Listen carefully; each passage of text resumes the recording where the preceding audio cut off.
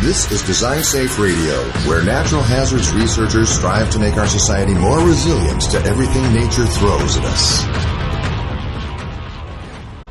Hey, we're back on Design Safe Radio, and we're talking with Mike Motley, Abbey, and Dakota from the University of Washington, having a great discussion about tsunami debris and the research that they've been doing at Oregon State University's wave flume. Let's jump back in. Anything you guys want to share from the young researcher's perspective about kind of your experience this summer, and maybe there's some people listening who are thinking about getting into, I know this isn't an official research for undergraduates program, but you're doing some research as an undergraduate and getting into grad school as well, Dakota. But how's your experience been? What can you kind of share with people who are thinking about doing something like you're doing? Yeah, I can obviously speak to the undergraduate portion of that.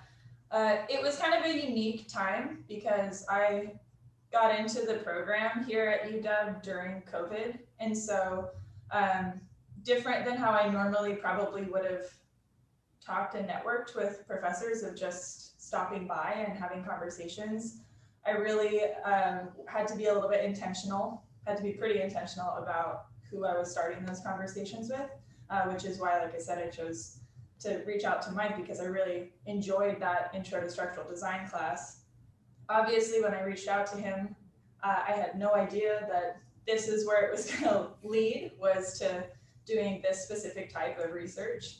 But for me, it's just been an incredible opportunity, one that, really wouldn't have probably been possible if we weren't in that time, because I relocated to another state, and we were researching down there when we normally would have had to be attending classes here.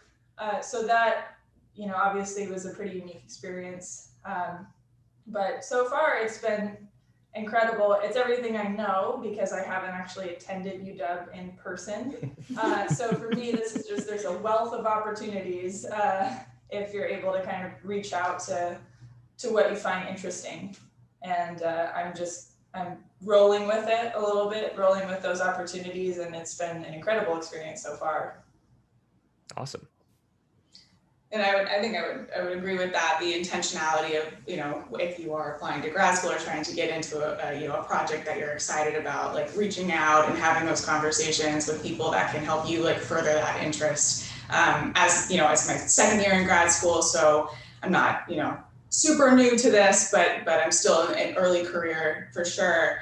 But one of the best parts about this project for me was, I have some experience in industry managing projects, but this experimentation portion of this project was kind of something that I had a lot of purview over, that I had a lot of time to plan, and also realized that my plans were not perfect upon getting to site.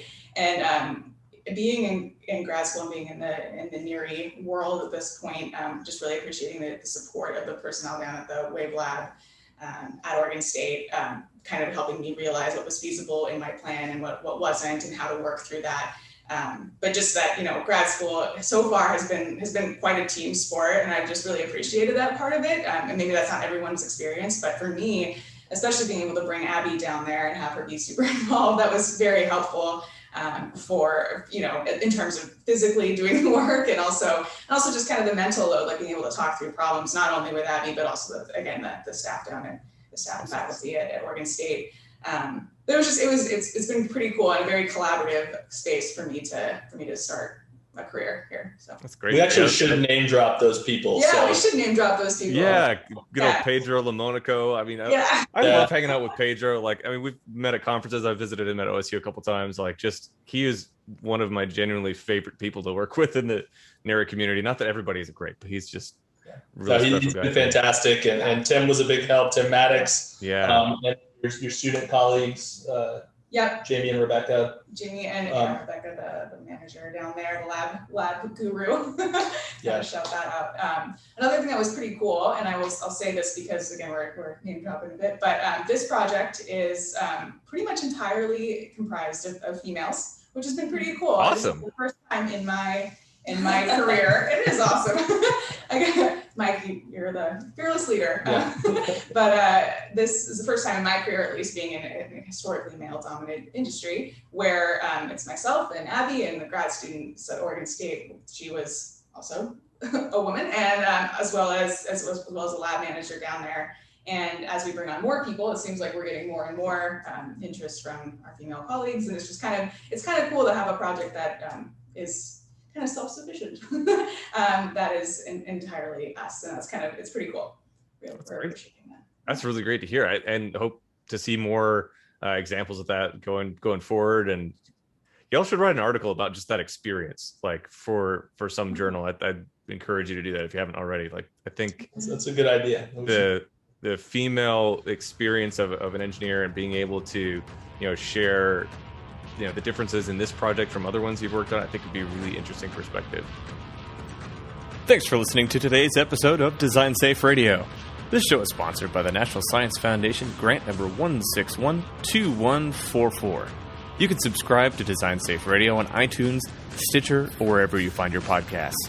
Please leave us a review so we can improve the show. Please also help others find our episodes in iTunes. Thanks for your feedback and support.